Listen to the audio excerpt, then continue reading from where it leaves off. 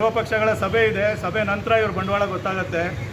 ಯಾರು ಎಷ್ಟು ಕರ್ನಾಟಕದ ಪರ ರೈತರ ಪರ ಒಲವು ಹೊಂದಿದ್ದಾರೆ, ಏನು ಮಾಡ್ತಾ ಇದ್ದಾರೆ ಅನ್ನೋದು ನಾಳಿನ ಸರ್ವಪಕ್ಷ ಸಭೆಯಲ್ಲಿ ಗೊತ್ತಾಗುತ್ತೆ ಇವ್ರ ಬಂಡವಾಳ.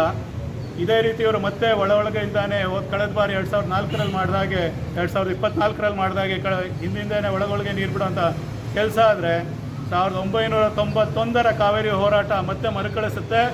ಇದು ಕರ್ನಾಟಕ ರಕ್ಷಣಾ ವೇದಿಕೆ ಸಿಂಹಪಡೆ ಸರ್ಕಾರಕ್ಕೆ ಎಚ್ಚರಿಸ್ತಾ ಇದೆ.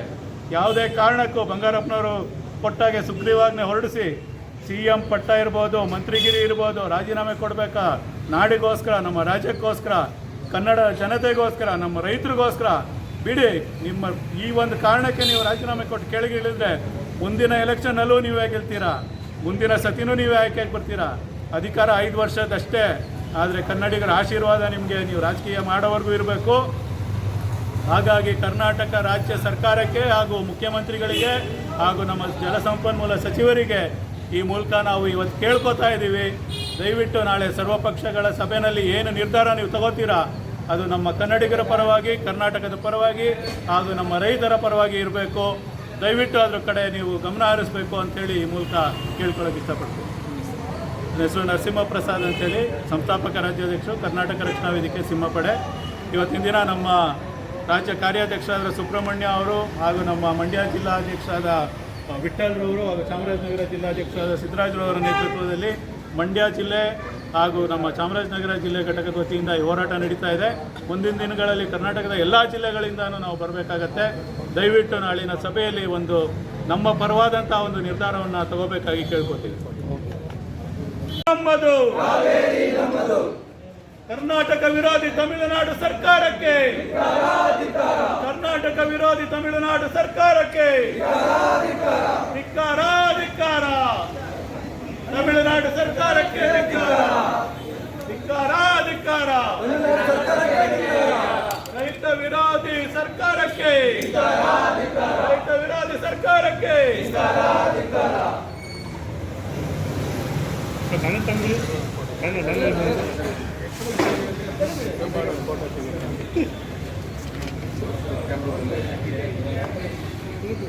ಕರ್ನಾಟಕ ರಕ್ಷಣಾ ವೇದಿಕೆ ಸಿಂಹಪಡೆ 2024ರಲ್ಲಿ ಕೂಡ ಬಂದು ಇಷ್ಟಾದರೂ ಕೂಡ ಸರ್ಕಾರಗಳು ಕಾವೇರಿ ಪ್ರಾಧಿಕಾರದ ಮನವೊಲಿಸುವಲ್ಲಿ ಅಥವಾ ನಮ್ಮ ಪರವಾಗಿ ಒಂದು ನಿಲುವು ತೆಗೆದುಕೊಳ್ಳುವಲ್ಲಿ ಯಾವುದೇ ಕಾರಣಕ್ಕೂ ವಿಫಲವಾಗಿದೆ. ನೀವು ಈ ಮೂಲಕ ನಮ್ಮ ಸರ್ಕಾರಗಳಿಗೆ, ಅಧಿಕಾರಿಗಳಿಗೆ, ನಮ್ಮ ಶಾಸಕರಿಗೆ, ಮಂತ್ರಿಗಳಿಗೆ ಮನವರಿಕೆ ಮಾಡಿಕೊಳ್ಳಬೇಕು. ಯಾಕೆ ಪದೇ ಪದೇ ನಮಗೆ ಕಾವೇರಿ ಪ್ರಾಧಿಕಾರದಲ್ಲಿ ಹಿನ್ನಡೆ ಆಗ್ತಾ ಇದೆ, ಇವ್ರಿಗೆ ಯಾಕೆ ಇವರು ಸರಿಯಾಗಿ ಮಾಹಿತಿ ಕೊಡ್ತಾ ಇಲ್ವಾ, ಅಥವಾ ನಮ್ಮ ಪರವಾಗಿ ಇಲ್ವಾ, ಇವರು ತಮಿಳುನಾಡು ಪರವಾಗಿದ್ದಾರಾ, ಅಥವಾ ಕಾವೇರಿ ಪ್ರಾಧಿಕಾರದವರು ಏನಾದರೂ ತಮಿಳುನಾಡು ಸರ್ಕಾರಕ್ಕೆ ಏನಾದರೂ ಒತ್ತಡವಾಗಿದ್ದಾರಾ, ಇದು ನಮಗೆ ಬಹಳ ವರ್ಷಗಳಿಂದ ಇರುವಂಥ ಒಂದು ಸಂದೇಹ. ದಯವಿಟ್ಟು ಪ್ರಾಧಿಕಾರಕ್ಕೆ ಸರಿಯಾದ ಮಾಹಿತಿ ಕೊಟ್ಟು, ಉಪಯುಕ್ತವಾದ ಮಾಹಿತಿ ಕೊಟ್ಟು ನಮ್ಮ ಪರವಾಗಿ ಈ ಸಲ ಅವರು ನಿರ್ಧಾರವನ್ನು ಕೊಡಬೇಕು. ಅದಕ್ಕೆ ಸರ್ಕಾರಕ್ಕೆ ತಾವು ದಯವಿಟ್ಟು ಈ ಒಂದು ವಿಚಾರವನ್ನು ಮುಟ್ಟಿಸಬೇಕು. ನಾಳಿನ ಸರ್ವಪಕ್ಷ ಸಭೆಗಳಲ್ಲಿ ನಮ್ಮ ಪರವಾಗಿ, ಕನ್ನಡಿಗರ ಪರವಾಗಿ, ರೈತರ ಪರವಾಗಿ ನಿರ್ಧಾರ ಆಗಬೇಕು. ಒಂದು ತೊಟ್ಟು ಹನಿ ನೀರು ಕೂಡ, ಕಾವೇರಿ ನದಿ ನೀರು ಕೂಡ ತಮಿಳುನಾಡಿಗೆ ಹರಿಬಾರದು. ದಯವಿಟ್ಟು ಸ್ವೀಕರಿಸಿ ಇದರಂತೆ ದಯವಿಟ್ಟು ಕಾರ್ಯಕ್ರಮ.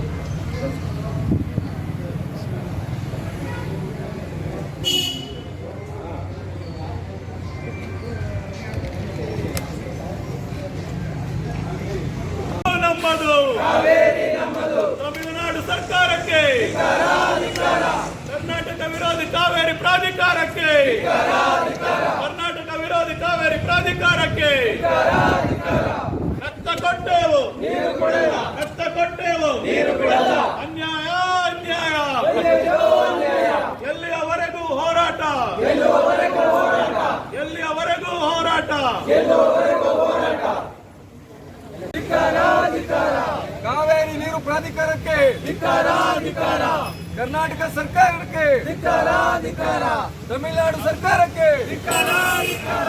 ನಮ್ಮದು, ಕಾವೇರಿ ನಮ್ಮದು, ನಮ್ಮದು, ನಮ್ಮದು. ಕಾವೇರಿ ನಮ್ಮದು, ನಮ್ಮದು, ನಮ್ಮದು. ಕಾವೇರಿ ನಮ್ಮದು. ರಕ್ತ ಕೊಟ್ಟೆವು, ನೀರು ಬಿಡೆಯೋ, ರಕ್ತ ಕೊಟ್ಟೆವು, ನೀರು ಬಿಡೆಯೋ. ಎಲ್ಲಿಯವರೆಗೂ ಹೋರಾಟ, ಎಲ್ಲುವವರೆಗೂ ಹೋರಾಟ, ಎಲ್ಲಿಯವರೆಗೂ ಹೋರಾಟ. ನಿಲ್ಲುವವರೆಗೂ ಹೋರಾಟ. ಅಯ್ಯಯ್ಯೋ, ಅನ್ಯಾಯ, ಅಯ್ಯಯ್ಯೋ, ಅನ್ಯಾಯ, ಅಯ್ಯಯ್ಯೋ. ಅನ್ಯಾಯ ಅವಿವೇಕಿ ಕರ್ನಾಟಕ ಸರ್ಕಾರಕ್ಕೆ, ಕಾವೇರಿ ನೀರು ಪ್ರಾಧಿಕಾರಕ್ಕೆ, ನಮ್ಮ ನೀರನ್ನು ಸುಲಿಗೆ ಮಾಡುತ್ತಿರುವ ತಮಿಳುನಾಡು ಸರ್ಕಾರಕ್ಕೆ, ನಮ್ಮ ನೀರು ನಮ್ಮ ಹಕ್ಕು, ನಮ್ಮ ನೀರು ನಮ್ಮ ಹಕ್ಕು.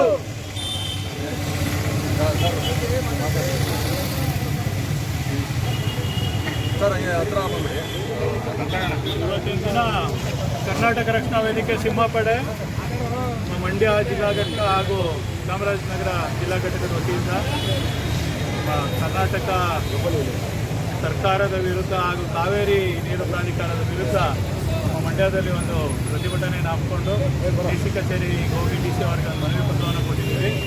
ಯಾವುದೇ ಕಾರಣಕ್ಕೂ ನಾವು ಕಾವೇರಿ ನೀರನ್ನು ತಮಿಳುನಾಡಿಗೆ ಒಂದು ಹನಿ ನೀರು ಕೂಡ ಹರಿಸಬಾರ್ದು. ನಾಳಿನ ಸರ್ವಪಕ್ಷಗಳ ಸಭೆ ಏನಿದೆ ಆ ಸಭೆಯಲ್ಲಿ ಕರ್ನಾಟಕದ ಪರವಾಗಿ, ಕನ್ನಡಿಗರ ಪರವಾಗಿ, ನಮ್ಮ ರೈತರ ಪರವಾಗಿ ನಿಲುವನ್ನು ತಗೋಬೇಕು. ತಮಿಳುನಾಡು ಸರ್ಕಾರದ ಒತ್ತಾಯಕ್ಕೆ ಯಾವುದೇ ಕಾರಣಕ್ಕೂ ಮಣಿಬಾರ್ದು. ಮತ್ತು ಇಷ್ಟು ವರ್ಷಗಳಲ್ಲಿ ನೀವೇನೋ ಕರ್ನಾಟಕ ಕಾವೇರಿ ನೀರು ಪ್ರಾಧಿಕಾರದ ಮನವೊಲಿಸುವಲ್ಲಿ ವಿಫಲವಾಗಿದ್ದೀರಾ. ಕಾವೇರಿ ಪ್ರಾಧಿಕಾರಕ್ಕೆ ಸರಿಯಾದ ಮಾಹಿತಿಯನ್ನು ಕೊಟ್ಟು ನಮ್ಮ ಕಡೆ ಅವರ ನಿಲುವು ತಾಳ ಹಾಗೆ ನೀವು ಮಾಡಬೇಕು. ಇಲ್ಲ ಅಂತಂದರೆ ಈ ಸರ್ಕಾರ ಇದ್ದೂ ಇಲ್ಲದಂಥ ರೀತಿಯಲ್ಲಿ ಆಗುತ್ತೆ. ಯಾವುದೇ ಕಾರಣಕ್ಕೂ ನಮ್ಮ ರೈತರಿಗೆ ಅನ್ಯಾಯ ಆಗದೇ ಇರೋ ರೀತಿ ನಮ್ಮ ರೈತರ ಹಿತವನ್ನು ಕಾಪಾಡಬೇಕು. ಒಂದು ಹನಿ ನೀರನ್ನು ಕೂಡ ತಮಿಳುನಾಡಿಗೆ ಹರಿಸಬಾರ್ದು. ಆ ರೀತಿ ಏನಾರು ಆದರೆ ಮುಂದಿನ ದಿನಗಳಲ್ಲಿ ಕರ್ನಾಟಕ ರಕ್ಷಣಾ ವೇದಿಕೆ ಸಿಂಹಪಡೆ ವತಿಯಿಂದ ಉಗ್ರ ಹೋರಾಟವನ್ನು ಮಾಡಬೇಕಾದ್ರೆ ಅಂತೇಳಿ ಈ ಮೂಲಕ ಎಚ್ಚರಿಕೆಯನ್ನು ಕೊಡೋಕ್ಕೆ ಇಷ್ಟಪಡ್ತೀನಿ. ಈಗ ರಾಜ್ಯ ಸರ್ಕಾರ ಪ್ರಾಧಿಕಾರ ಹೇಳಿದಾಗ ನೀರು ಬಿಡಬೇಕು ಅಂತ ತೀರ್ಮಾನ ತಗೊಂಡಿದೆ. ದಯವಿಟ್ಟು ರಾಜ್ಯ ಸರ್ಕಾರಕ್ಕೆ ನಾವು ಹೇಳ್ತಾ ಇರೋದಕ್ಕೆ ಯಾವುದೇ ಕಾರಣಕ್ಕೂ ತಮಿಳುನಾಡಿಗೆ ಒಂದನೇ ನೀರು ಬಿಡಬಾರ್ದು. ಯಾಕೆಂದರೆ ಇದು ಯಾವಾಗಲೂ ಖ್ಯಾತೆ ತೆಗಿತಾನೇ ಇರ್ತಾರೆ ತಮಿಳುನಾಡು ಸರ್ಕಾರದವರು. ನಾವು ಇಲ್ಲಿ ನೀರಿದ್ದರೆ ನೀರು ಬಿಡ್ತೀವಿ. ಯಾಕೆಂದರೆ ಕರ್ನಾಟಕದವರು ಹೃದಯವಂತರು. ನಾವು ನೀರಿದ್ದರೆ ನೀರು ಬಿಟ್ಟೇ ಬಿಡ್ತೀವಿ. ಇಲ್ಲಿ ನೀರೇ ಇಲ್ಲ. ನಾವು ತಮಿಳುನಾಡು ಮುಖ್ಯಮಂತ್ರಿ ವಿಜಯ್ ಅವ್ರಿಗೆ ಹೇಳ್ತಾ ಇರೋದು ಇಷ್ಟೇ, ದಯವಿಟ್ಟು ನೀವು ಒಳ್ಳೆ ಮುಖ್ಯಮಂತ್ರಿ ಅಂತ ಹೆಸರು ಪಡೆದಿದ್ದೀರಿ. ಈಗ ನೀವು ಬಂದು ನಮ್ಮ KRS ಡ್ಯಾಮಿಗೆ ಬಂದು ಪರಿಶೀಲನೆ ಮಾಡಿ.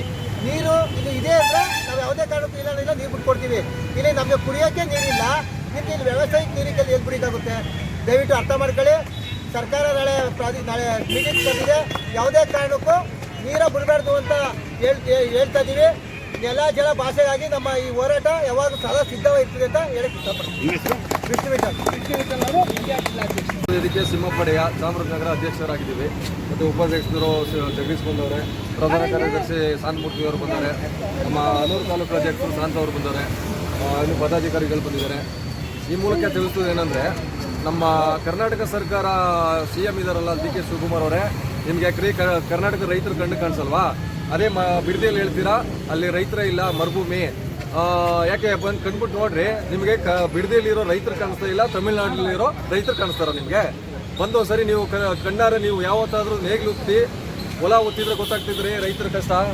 ನಾವು ರೈತರ ಮಕ್ಕಳು, ನಾವು ರೈತರ ಮಕ್ಕಳಾಗಿ ನಮಗೆ ಕಷ್ಟ ಆದ್ರೆ ಗೊತ್ತು. ನೀರಿನ ಬೆಲೆ ಇವತ್ತು ನೋಡಿ, ನೀರಿನ ಬೆಲೆ ನೀರಿಲ್ಲ. ಎಲ್ಲ ಊರು ಬಿಟ್ಟು ಜನ ಬೆಂಗಳೂರು ಮೈಸೂರು ಹೋಗ್ತಾ ಇದ್ದಾರೆ, ವಲಸೆ ಮಾಡ್ತಾ ಇದ್ದಾರೆ. ದಯವಿಟ್ಟು ಈ ಮೂಲಕ ತಿಳಿಸೋದೇನೆ ಅಂದರೆ, ನಾಳೆ ಸರ್ವೆ ಸಭೆಯಲ್ಲಿ ನಮ್ಮ ಕರ್ನಾಟಕದ ರೈತರಿಗೋಸ್ಕರ ಸ್ವಲ್ಪ ಯೋಚನೆ ಮಾಡಿ, ರೈತರ ಕಷ್ಟ ಯೋಚನೆ ಮಾಡಿ ನಮಗೆ ನಿರ್ಧಾರ ಮಾಡಿ. ಇದೇ ರೀತಿ ಆದರೆ ನೋಡಿ, ಇವತ್ತು ಬಂದಿರೋದು ಬರೀ 20 ಜನ 30 ಜನ ಅಂದ್ಕೋಬೇಡಿ. ನಾವು ನಾಳೆನೇ 200 ಜನ ಕರೆಸೋ ಕೆಪಾಸಿಟಿ ಇದೆ. 200 ಜನ ಕರೆಸಿ ಇದು ದೊಡ್ಡ ಮಟ್ಟದಲ್ಲಿ ಮಾಡ್ತೀವಿ, ಅವಕಾಶ ಕೊಡ್ತೀವಿ. ಕನ್ನಡ ಜೊತೆಲಿ ಇರ್ತಾರೆ ಅಂತ. ನೀವು ಕರ್ನಾಟಕಕ್ಕೆ ಹುಟ್ಟಿಲ್ಲ ಅಂದಿದ್ರೆ ನೀವು ಹಾಗೆ ಮಾಡಿ. ಕನ್ನಡದಲ್ಲಿ ಹುಟ್ಟಿ ಕನ್ನಡ ತಾಯಿಗೆ ನೀವು ಕೆಲಸ ಮಾಡೋದಾದ್ರೆ ನಮ್ಮ ಕಡೆ ರೈತರಿಗೆ ಇರ್ತೀರಾ. ಕರ್ನಾಟಕ ರೈತರಿದ್ದರೆ ಎಲ್ಲರೂ ಕರ್ನಾಟಕದವರು. ನಾವು ವಿಶಾಲವಾದ ಮನಸ್ಸಿನವರು, ಎಲ್ಲರೂ ಕರಿತೀವಿ. ನಾವು ಏನಾಗಿದ್ರೆ ಈಗ ನೋಡಿ, ಬೇರೆ ಬೇರೆ ವಲಸೆ ರಾಜ್ಯಗಳಿಂದ ಬರ್ತಾರೆ, ನಮ್ಮ ಮೇಲೆ ಅಧಿಕಾರ ಮಾಡ್ತಾರೆ. ನಾವು ಅವ್ರ ಭಾಷೆಯಲ್ಲಿ ಮಾತಾಡ್ತೀವಿ, ಕನ್ನಡನೇ ಮರೆಸಿದ್ದೀವಿ. ಆ ರೀತಿ ನಾವು ಇವತ್ತು ಕನ್ನಡ ಅಂತೂ ಮರ್ತೋಗ್ಬಿಟ್ಟಿದೆ. ನಮ್ಮ ಸಂಘಟನೆಯವರು ಆಟೋ ಡ್ರೈವರು, ಕ್ಯಾಬ್ ಡ್ರೈವರ್ಗಳಷ್ಟೇ ಕಾಪಾಡ್ತಾ ಇರೋದು. ಇದು ಬಿಟ್ಟು ಇನ್ನು ನೆಕ್ಸ್ಟು ರೈತರು ಅಳಿಸೋ ಕೆಲಸ ಮಾಡಬೇಡಿ. ರೈತರು ಇದ್ದರೆ ಅನ್ನ. ದಯವಿಟ್ಟು ಈ ಮೂಲಕ ನಿಮ್ಗೆ ತಿಳಿಸೋದೇನೆಂದರೆ, ರೈತರ ಪರ ಇರಿ. ರೈತರು ಇದ್ದರೆ ನಿಮ್ಮ ಸರ್ಕಾರ. ಈ ಸರಿ ನೀವು ರೈತರಿಗೋಸ್ಕರ ಕಷ್ಟಪಟ್ಟರೆ ನೆಕ್ಸ್ಟ್ ನೀವು ಖಂಡಿತ CM ಆಗ್ತೀರಾ. ಇಲ್ಲಾಂದರೆ ಯಾವುದೇ ಕಾರಣಕ್ಕೂ ಆಗಲ್ಲ. ರೈತರನ್ನ ಕನ್ನಡಿಗರನ್ನ ವಿರೋಧ ಮಾಡ್ಕೊಂಡು ಯಾವನ್ನು ಜಯ ಗಳಿಸಿಲ್ಲ, ತಿಳ್ಕೊಳ್ಳಿ. ಈ ಮೂಲಕ ನಾನು ಇಷ್ಟು ಹೇಳ್ತಿದ್ದೆ. ದಯವಿಟ್ಟು ಒಳ್ಳೆಯದಾಗಲಿ. ಹೀಗೆ ನಮ್ಮ ಮಾಡಿದ್ದಾರೆ. ಮುಂದಿನ ದಿನಗಳಲ್ಲಿ ನಮ್ಮ ಸಂಘಟನೆ ಪರನೂ ಒಳ್ಳೆಯ ಕೆಲಸ ಮಾಡಲಿ ಅಂತ ಅವ್ರನ್ನ ಕೇಳ್ಕೊಳ್ತಾ ಇದ್ದೀನಿ. ಧನ್ಯವಾದಗಳು ಸರ್.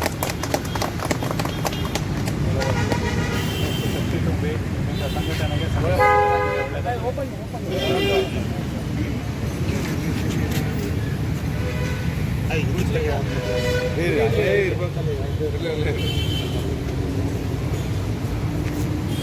ಹಾಗೆ ಮಂಡ್ಯದಿಂದ